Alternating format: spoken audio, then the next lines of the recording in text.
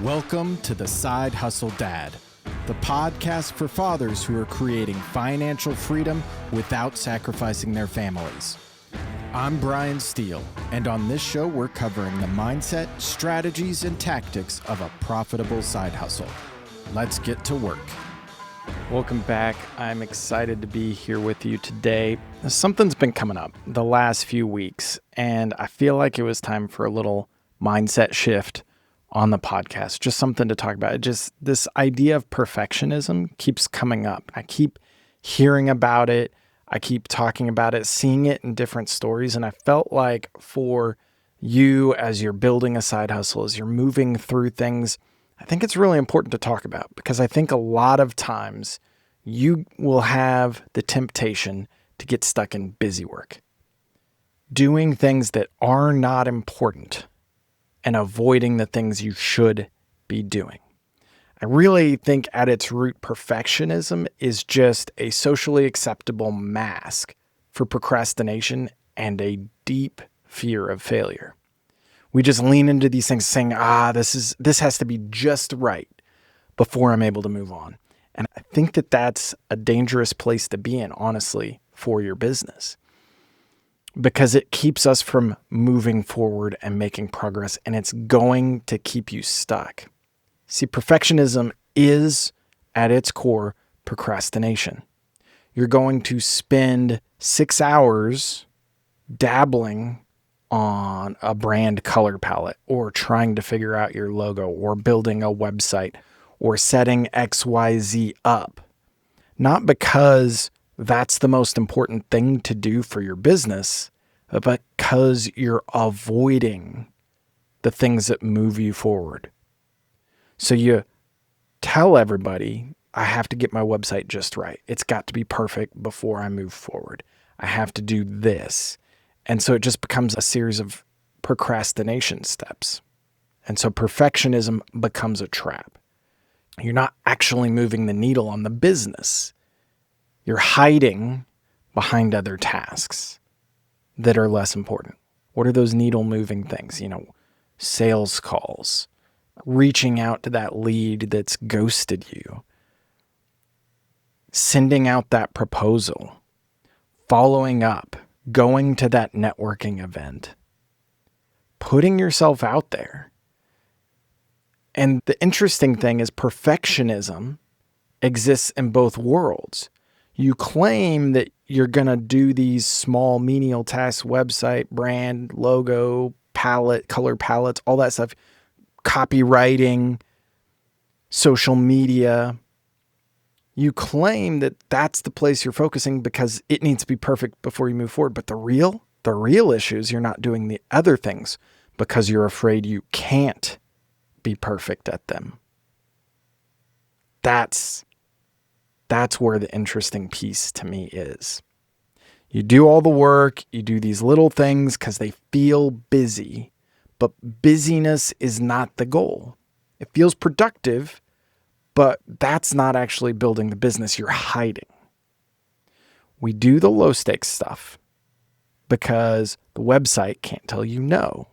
The logo doesn't have a face to it. There's no rejection there. We're terrified of picking up the phone because that potentially brings rejection, and that rejection means that we're not perfect at it. But I wouldn't expect you to be perfect at it yet. You are new to this business world. This is a side hustle that you're building. I don't expect you to be really good at calling somebody up and telling them about your services and closing a deal. But it's the most important thing. And the most important thing to do is to continue to get those reps. So we hide instead behind these things that we say we want to be perfect. We're hiding because we're afraid of rejection. We're hiding because what we are not good at, we feel imperfect at. We haven't done it before. And so we move to other things that can't judge us, that we can claim to continuously be working on, but it's just busy work. It's not actually moving the needle forward, and you know it. The interesting piece here is that the human brain is amazing. It's trying to protect us. It's trying to put us in a place of safety. So it doesn't like us taking risk. When we go and put ourselves in a position where somebody can say no, where somebody can, in theory, reject us, it starts to push back. And it starts to make all sorts of stories up in your head. No one's ever going to say yes. They don't like you. They're going to hate you. They're going to tell everybody not to work with you if you try to make this call now. And they become the wildest stories. You start to say, well, now my reputation's going to go down the drain and it's going to get back to my day job. And then somebody's going to find out and then they're going to fire me. And I'm going to be living in a van down by the river. That's where our brain goes, because at its root, the brain's job is trying to keep us safe. It's putting that in place. It's telling those unrealistic stories because it gets us doing the same thing. Because let's be honest, your life is not terrible. You're not impoverished. You're actually doing some things that work. You have a job. You have a family. You are a dad. You've got the good things in your life. And so your brain says, I need to protect these things. And so I don't want to take the risk. The problem with that is what it's keeping you safe from is also the opportunity for massive growth and a life that is different. We talked early on about having a goal for your side hustle, right? What does it look like if you had an extra $500, $1,000, $2,000 a month from a side hustle? We're not talking about a new career, but if you just created that little bit of financial margin, what would that do for your life? Is that allowing you to save for go on better vacations? Is it allowing you to eliminate debt? Is it allowing you to send your kids to college and set them up for the future?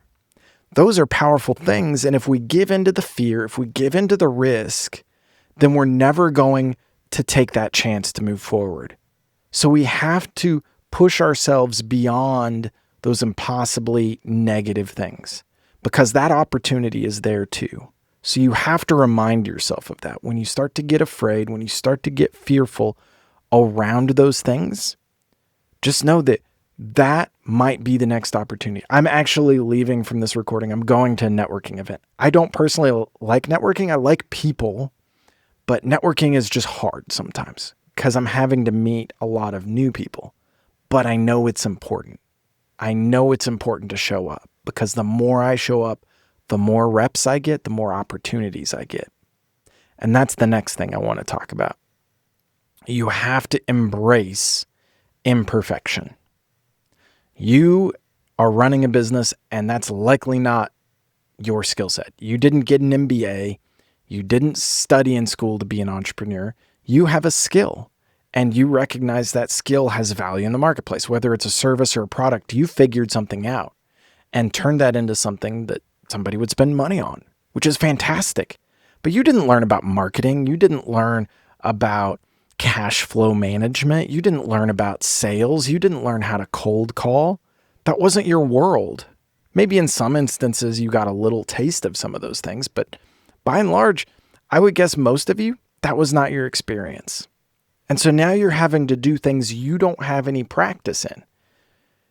And the fear is you're not going to be perfect. And I'll tell you what, it's okay. You don't have to be perfect. We're going to talk about marketing and sales in future episodes and try to give some frameworks and ways to think through it so you feel a little bit more prepared. But I'm going to tell you the most important thing to do is show up and do those things. If you need to call somebody, if you need to follow up with somebody, if you need to have a difficult conversation with an existing client, those are the things you have to lean into. That is where business growth is. That is where the needle gets moved on your business in a way that scales, in a way that provides, in a way that doesn't suck up all your time with distractions. Because we need to spend our limited resources on the most important things. And our brain is most likely going to try and hide us from the most important things. So the first thing to accept is that you will be imperfect and do it anyway. Give yourself 5 seconds of crazy courage, like dialing the number. Once the phone is ringing, you're committed. Once you send the email, once you send the proposal, you've committed to some degree. You just have to have courage for a tiny little bit. And then you're going to get that opportunity. I mean, sometimes when I was working on music, I would just spend all the time working on a song. Just like, just got to get it perfect. It's never going to be perfect. Repetitions is how we get better. So you make the call and then it doesn't go well. Well, guess what? Now you have a data point to know what went wrong. What can I do better? And without that, you're not going to make any progress. So you have to embrace imperfect reps at the most important thing. You honestly should probably set a goal for rejection. I love this concept because it actually reward yourself. Like, hey, I'm going to go when I get rejected 5 times, whether it's trying to get a coffee meeting, I try to make a sale, I cold call somebody. After 5 rejections, I'm going to treat myself to some ice cream. I'm going to reward myself. I'm going to treat myself for that little bit of courage and putting in positive reinforcement for embracing those difficult things that are ultimately going to get you to the yes. Just embrace rejection, embrace a no, because at the end of it, as you go, you will improve every single time. It's like going to the gym. You're not going to be good. You're not going to be strong early on, but it's dedication and it's consistency. And it doesn't have to be a crazy amount of consistency. It can literally just be, I'm going to go lift for 15 minutes. I'm going to do this small step and I'm going to keep moving forward consistently. And over time, that is going to reap benefits down the road. Don't be afraid of the hard things. You don't need to be perfect at them, but you need to be consistent at them. So embrace that. That's what I want you to do today. You don't need a flawless pitch. Just get the reps, get the volume, right? You don't learn to ride a bike on your first try. You don't lift weights well at the beginning. The transformation happens later. And know that you can learn these skills. None of this is innate. Some people might be naturally better at it, but even they had to learn. So just embrace the process. Like I think of Joel Embiid, like you're embracing the process. Embrace the rejection. Reward yourself for leaning into those hard things. Give yourself those targets for doing the hard thing you know you need to do, because we're shifting away from a perspective of fear. We're shifting away from a perspective of procrastination because we think everything has to be perfect. None of us are perfect. All of us are busy. And it's okay. Lean into those things. My ask for you this week is that you would think about what is that one thing you're avoiding and you're distracting yourself with all this other busy work, but that you already know what that one thing is that's going to move the needle forward. What is that one thing? And then how can you give yourself a target or a reward for doing that one thing consistently? So that's my action for you today. Take that one small step and do it consistently. I think you'll be amazed at the impact it has over time. So glad to have you with me today.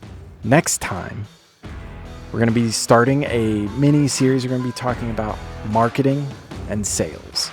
So if you are new to this and you're afraid of marketing, you're afraid of sales, they feel icky and confusing, we're going to give you some basic frameworks that you can use in your business. So make sure that you're subscribed, and I will see you next time. Thanks for joining us today. If you enjoyed the show, there's 3 ways you can help us out. First, subscribe on whatever podcast app you're using. That makes sure you never miss another episode. Second, leave us a review so that other people know this is a show worth listening to. And finally, if you've already done those, tell a friend. So many people find their favorite podcast because somebody told them about it. Thanks again, and remember, build the side hustle, but be the dad.